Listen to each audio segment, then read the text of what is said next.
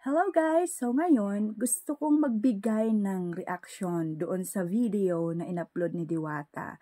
Kasi si Diwata, nandito siya sa Baguio noong nakaraang araw.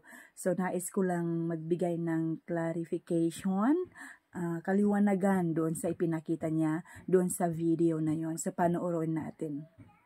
Yan guys, nandito na lang naman tayo sa Baguio. Hindi natin makumpleto ang ating pagpunta dito kung hindi tayo makapagsuot ng Igorot costume. Kaya naman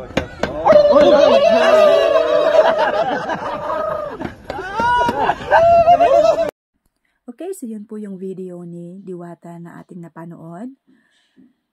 At nais ko lang po sabihin sa inyo po na ako po ay Igorot. Yes, 100% po na Igorot. Dugong Igorot yung dumadaloy sa aking katawang lupa. Ibig sabihin ng aking mga kanununuan ay mga Igorot. Walang halo.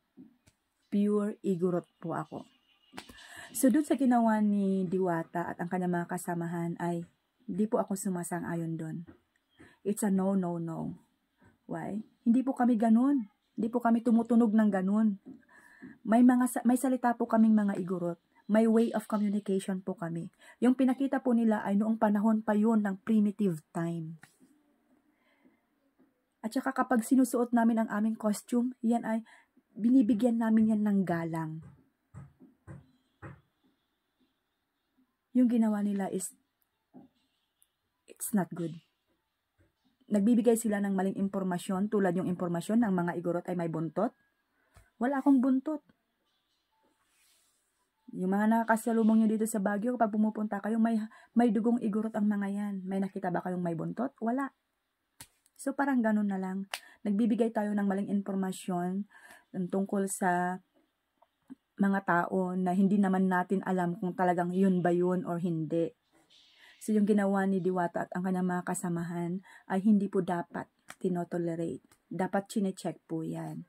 So gaya po ng sabi ko, kapag sinusuot nyo ang aming costume, nabigyan kayo ng opportunity. Hindi ko naman sinisisi yung mga nagpaparenta ng pagsuot ng costume kasi pagbibigay yan ng opportunity for you to wear it.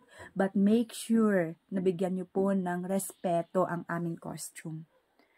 Kapag suot nyo yan, dapat ipakita nyo kung ano yung karakter ng isang Igorot. Kung paano namin nirerespeto ang costume na yan. Hindi yung gagawa kayo ng mga kalokohan at mga kababalaghan or kung ano-ano dyan na magbibigay ng maling informasyon tungkol sa amin. Yun lang po.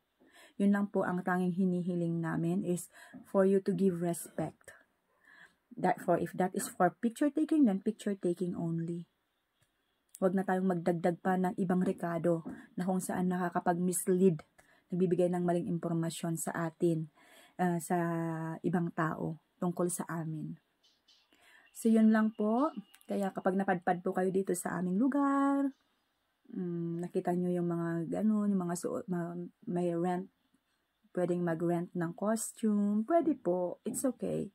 Pero make sure po na irespeto natin. Respetuhin natin yung mga Igorot costumes namin kasi nire-respeto po namin ang mga yan. Hindi po basta-basta dapat yan.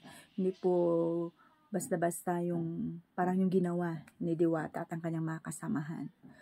I just hate the sound like that. We don't do that. Honestly, we don't do that. We have our own language. We don't use that word to communicate. That is in primitive time.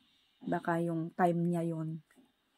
So, yun, that is to give only clarification. Magbigay linaw lang po doon sa pinanood natin na hindi po dapat ganun. So, thank you so much for watching, and if you will come here in Baguio, enjoy your stay, and let's spread awareness. Alam nyo, kayo yung nakakapunta dito, alam nyo kung ano ang ugali, pag-uugali ng isang Igorot, kung ano ang itsura ng isang Igorot, at ano ang kanilang mga traits. So, yun po. Thank you so much for watching. Bye-bye!